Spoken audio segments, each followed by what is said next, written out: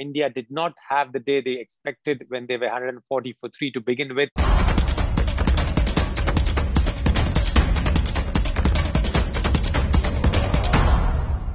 Hello everyone, welcome back to Straight Bat with Gulf News and Mr. Cricket UAE, that is Sajan.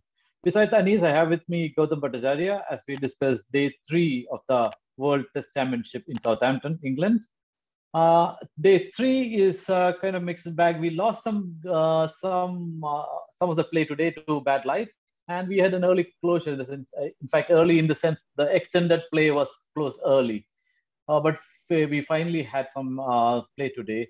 But not all good news for India. What do you say, Anis? Good evening, Sham. Good evening, Gautam, and all the beautiful people of Gulf News. Yes, India did not have the day they expected when they were 140 for 3 to begin with. They were bowled out by New Zealand for just 217, thanks mainly to Kyle Jamison's brilliant spell once again, where he chipped in with 5 wickets, got the crucial of Virat Kohli's wicket early in the morning. And after that, probably a couple of loose shots, once by Rishabh Pant as well as by the set batsman Rahane. And then 217 was, I felt, around 50 odd runs short. And when India came on to bowl, probably they did the same mistake what New Zealanders did yesterday, not bowling and making the batsman play. They bowled quite short and were not pitching it up. And hence New Zealand are at a position where they will be happy, 101 for 2. India lucky to get a wicket in the just a fag end of the match, that also of the set Devon Conn. We need to see what happens tomorrow. Gautam, India didn't bowl so well. What do you think where we went wrong with the Indian bowlers? Because the New Zealand bowlers were swinging the ball all over the place, but India hardly got enough swing, or not as much swing as the New Zealand bowlers.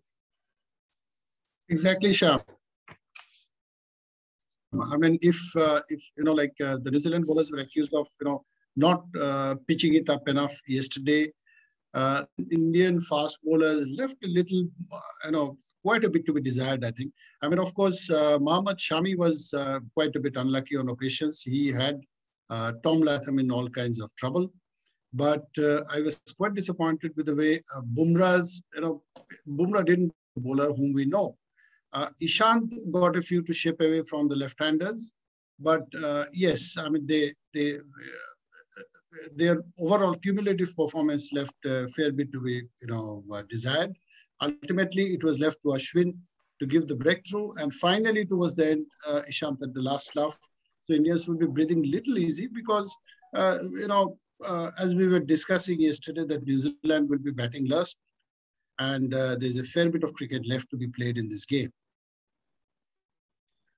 And this by Bumrah was totally off color, isn't it? He gave away too many runs and also didn't seem to be effective enough. You can say that, Sham, when you see an analysis where he's given 34 runs of 11 overs. And the most important thing with most of the Indian fast bowlers, rather all the 3 fast bowlers, as I said in my initial start, they were not pitching the ball up. They were too short, and either it was too on the leg side. And that is what New Zealand batsmen did. They made sure that they left the ball. They played that boring sort of a cricket, which is required in test match cricket, that you make the bowler come to you, then you go to the bowler. And that is what Tom Latham as well as Devon Conway did. They ensured that they left the balls outside the off-stump. And when the bowlers had no choice, were trying something different, they bowled on the pads and they were taken for runs. One of the things which was put forward by the experts is Indians were bowling a little too fast, where in the 140s, whereas New Zealand bowlers kept it around 130, which got them more movement. Because if you see that even in the later stages, even the old ball, they were swinging it. Whereas if you look at the margin of swing, Indians were not getting that much of swing, and especially when you don't make the batsman play, then you have more problems. How did you make of the Indian spinners? Basically, I think Ashwin did bulk of the bowling really for spinners, and Jadeja barely got 3 overs. So forward from here, where do you see their role in this match? Gautam, you can take that. I hope. Yes, Sham. See, the thing is, when Ashwin came on to bowl, I mean, he wasn't getting much of an assistance from the wicket. When Jadeja came on to bowl, I mean, there was a fair bit of bowler's footmark emerging, for the left-hander batsman. But he also couldn't, keep it to good use.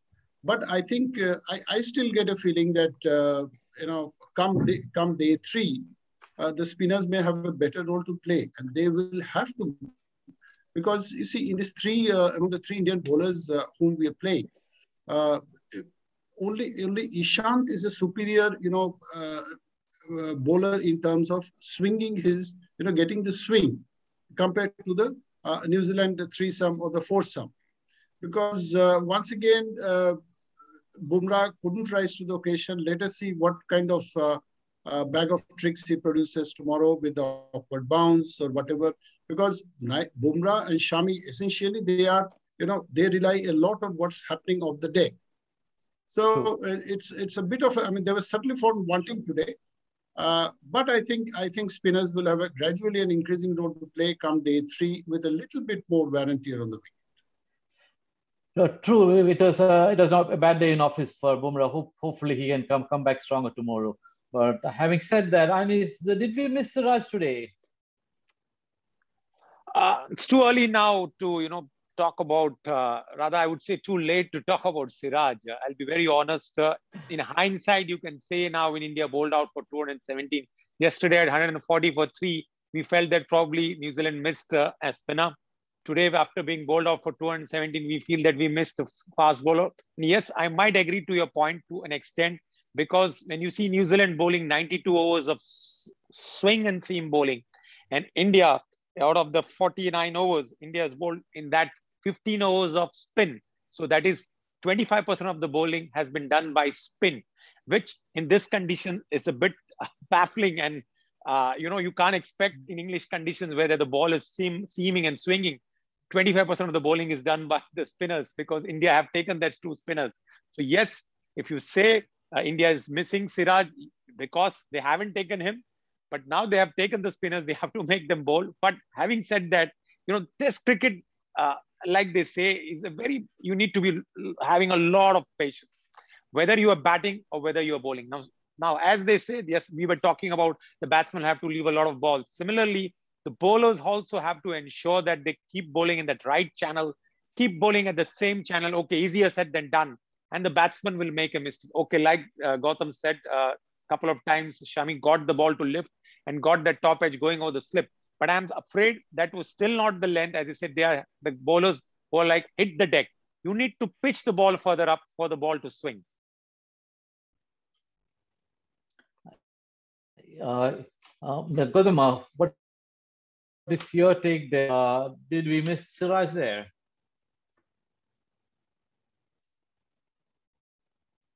Siraj have made a difference? Yes, I know it's a very Sham, hypothetical but the question. thing is yes. My point is, it's a very hypothetical question on the third day of the test match, but it seemed like, we were missing that genuine swing bowler who responds to the English conditions. And that's where I was thinking about Bhuvneshwar Kumar today, that he's missing from the squad because the team management were not very sure about, whether he can take the workload of bowling 15 to 20 overs in a test match day. I mean, he is always the right fit for any England tour.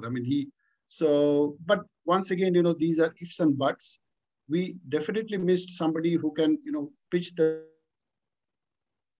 ball. A genuine swing bowler. To get the maximum swing out of that. That's the basic. And genuine swing bowler. That's the basic. And as I think you were saying that rather than, trying to increase their, clicks in the delivery, I mean, you bowl, if need be, you be in control and pitch fuller up to induce them to those mistakes. That's what was not happening. But they have the experience. I'm sure if Bharat Arun gives them a pep talk, I mean, he had been working with this unit for a long time. And Ishant in particular, I would still like to have faith in him that, he can bounce back tomorrow. Yeah, let's rewind a little bit and come back to to the Indian batting. Again, I'll come back to you, Gautam, here. And he said that India finished 50 runs late because yesterday he had said 207 good total for India at bat, and we finished on 217, which is more than 50 short. Do you think that that 50 runs shot will hurt India? It can, but as I said, that there is still, New Zealand, that second wicket looked like it has kind of rattled their plans a bit. So again, tomorrow morning, how things go. Even if India finish, say about 30, 40 runs adrift, their batting does have the depth to make up for it, and they can look at something like a 200-ish target for the fourth innings. Then there could be some interesting cricket waiting to be played. And I am just perplexed by the shift in fortunes, because in the preview we were saying that this India's lack of preparation and also the New Zealand's acclimatization. They've been there. They played 2 test matches with England, so they are better prepared. And given India's yesterday's performance, it was encouraging. But today, the old habits came in. At least were lost balls by chasing wider deliveries, which should have been left alone. And all those old demons are back. So where do we go from here in terms of bat? If you look at even the last 3 wickets fell in a matter of 4 balls, really. Well, like you mentioned about India's style of batting in England, especially going after the ball, which is outside the off stump. If you look at Rohit Sharma's dismissal, Shubman Gill's dismissal, Rishabh Pant's dismissal, Ravichandran Ashwin's dismissal, they were all probably to balls which could have been left alone. That's what you require in England to be playing that traditional type of test cricket. This is not a wicket where you can play the Sehwag type of innings where you can, slash your bat and get away. There is a ball which is going to have your name on it and you're going to nick it. And that's what Virat Kohli showed on this wicket, and so did Ajinkya Rahane, by ensuring that they played late and made sure that they left that good balls outside the off stump. The moment you try and play that up-pitch drive and the ball is pitched up, you are going to nick it in the slips. And you saw anything which went behind the wickets or the slips, it was well taken by the New Zealanders. And this is again going to be tested in the second innings. As Gautam said, that India can come back into the game. With New Zealand still just 116 away from our target, but India bats second well. But again, if they do the same mistakes, New Zealand are going to bowl the same channel. You need to grind it out and make sure that it's not. Don't worry about the run rate. 2.5 run rate is good enough in Test cricket. Got to play the traditional way. Take your singles. You will get the loose ball from the bowlers and make them count. Gautam, Kyle Jamieson is Ani's favorite bowler. He's been he's early on in the preview yesterday. He it was his favorite bowler for him. Today he came up with 5 wickets or more. So what was he? What is the difference between him and the Indian bowlers? The difference effectively was bowling full up. Bowling full up, and from the height that he delivers the ball, he was, even yesterday, he was not focusing on, trying to bowl quick. He was the guy among, even when, the experienced campaigners like Bolt and Saudi were, found little wanting in getting their, length right. He was the guy who was doing it all right. And today also he showed that, in this New Zealand pace battery, or in the years to come, he would be their go-to man if he can keep his form and fitness, more importantly, because he's such a tall guy. We'll have to see what kind of, battering his body takes. But he will probably, New Zealand will possibly make him play just Test cricket and be one of their finest weapons in the years to come. And I was just looking at the stats. Out of the 92 overs New Zealand bowled, 33 of them were maidens. That's 1/3, quite a bit, isn't it? That shows how accurate they were, and they kept coming at the Indians. So New Zealand won 16 behind India's. Anis, how much do you think they will make? Just your hunch.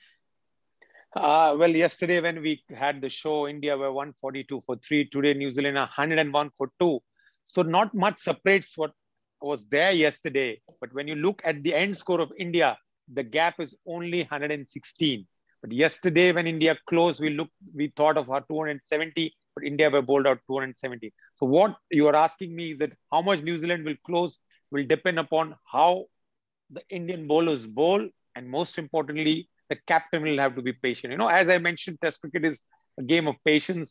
As much it is for the bowler and the batsman, it is also for the captain, where he needs to be patient, calm, and not get edgy. Because as when spectators, when you watch, you expect that a wicket to fall on every ball, but you got to wait, and you back that bowler who's bowling you the right length on line, and you will get that.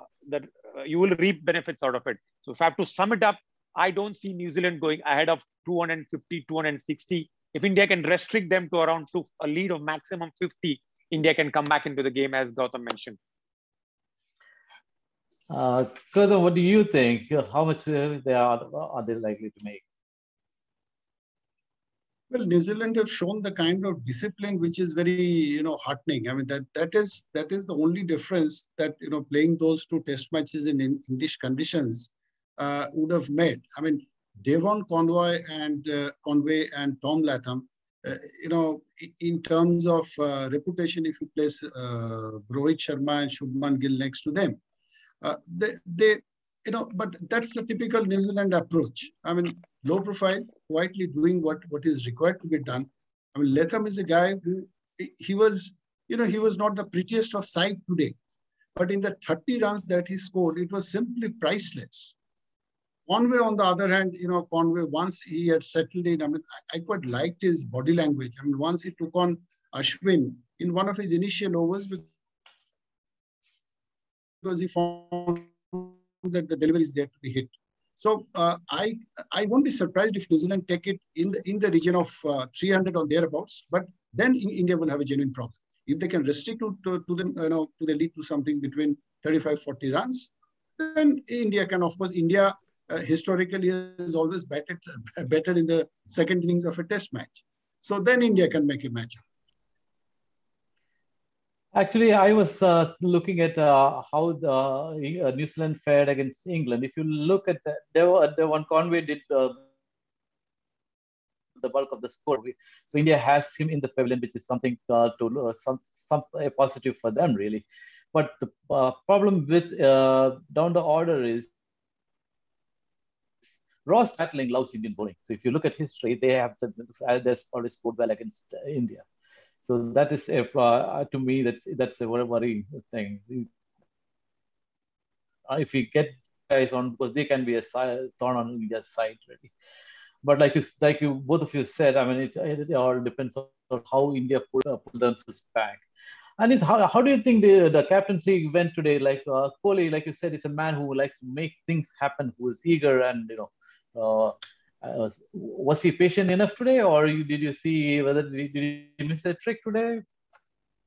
Not really. He was good. I felt he was all the time egging his bowlers, and he will be tested tomorrow when New Zealand probably run away with the game. At the moment, the game, I would say New Zealand, like yesterday, I mean, India 60%. Today, I would say New Zealand is 65% ahead.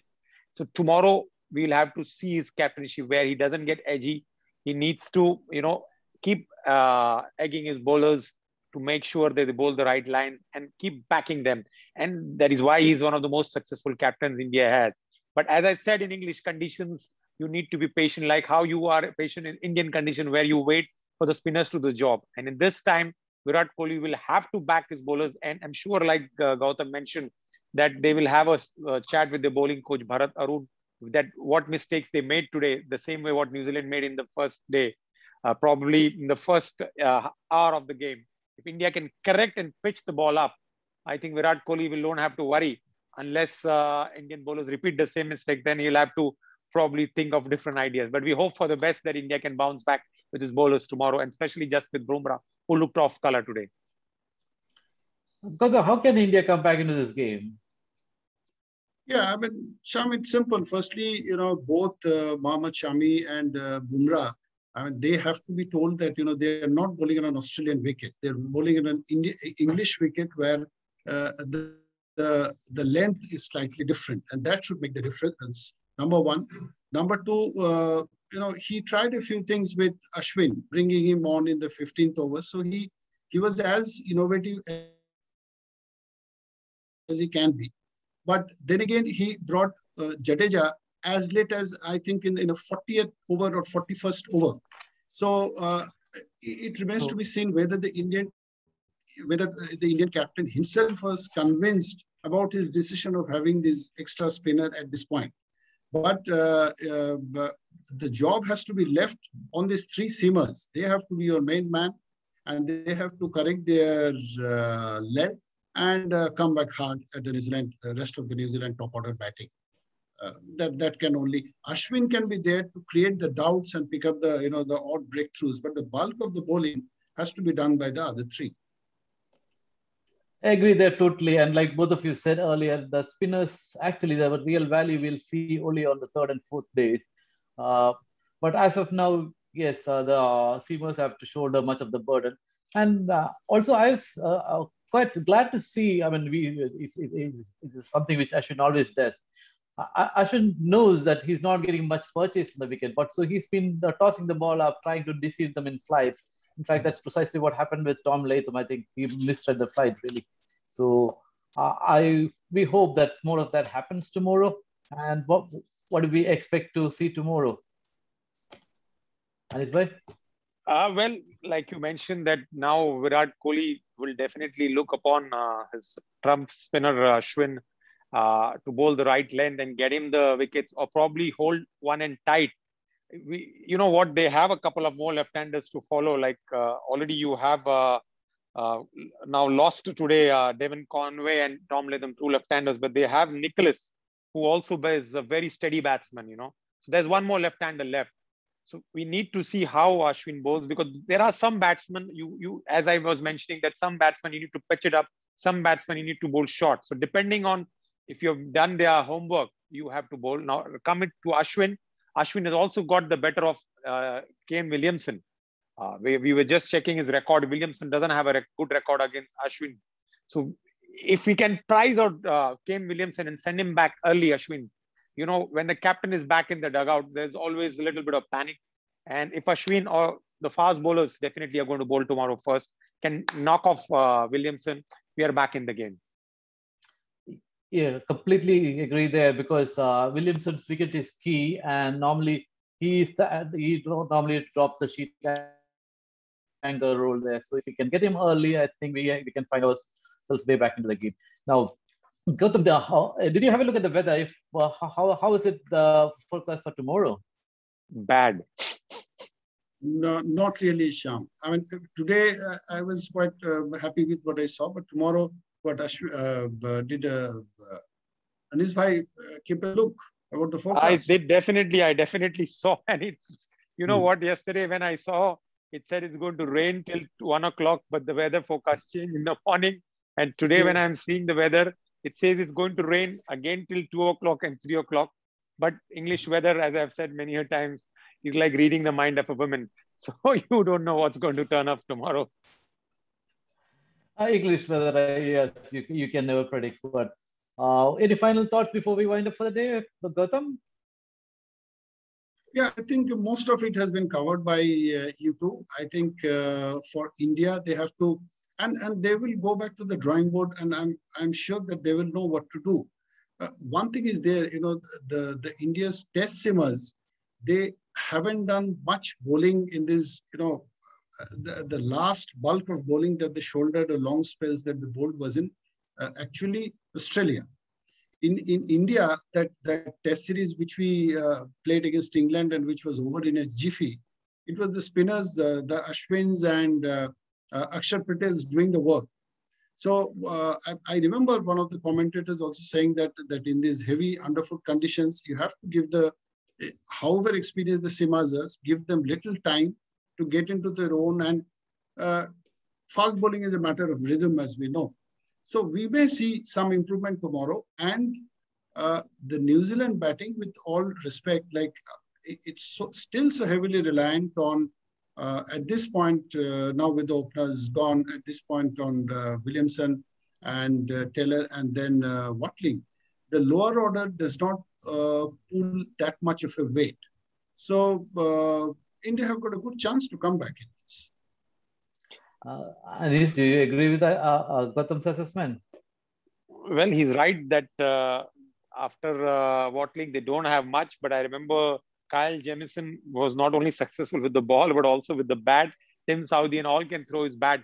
And India's always big problem has been to polish of the tail. So we hope they can. And now just going through the weather, the weather forecast says at 10 o'clock, 69% rain, 11 o'clock, 74% rain, 12 o'clock, 79% rain, 1 o'clock, 80% rain, 2 o'clock, 77% rain. So it's showing rain. So don't know what's going to come up play at all. Now, as I said, this is a BBC weather. We have to wait and watch tomorrow how the weather turns out to be. I hope the weather holds up because we are in for some real treat tomorrow. So thank you very much for joining us for this coverage of the ultimate test. Please log on to gulfnews.com for the latest updates. So also our social media channels, the Facebook and the Instagram. Thank you very much. Good night. Thank you, Shyam. Thank you, Gautam. Just before we sign up, today is a very historic day for Indian cricket. 25 years ago, both Dada and Dravid had made their debut at Lord's in 1996. Dada went on to score 100 on his debut and Dravid was unlucky, got on 95. So quite a historic day for Indians, and rest is history as both have played more than 100 test matches for India. And I had a word with Dada. He said it was a proud moment for me. Oh, wonderful.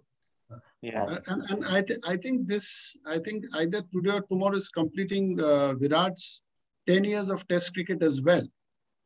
Is it? That's what I heard from one of the expert panel people. So they would do their research well.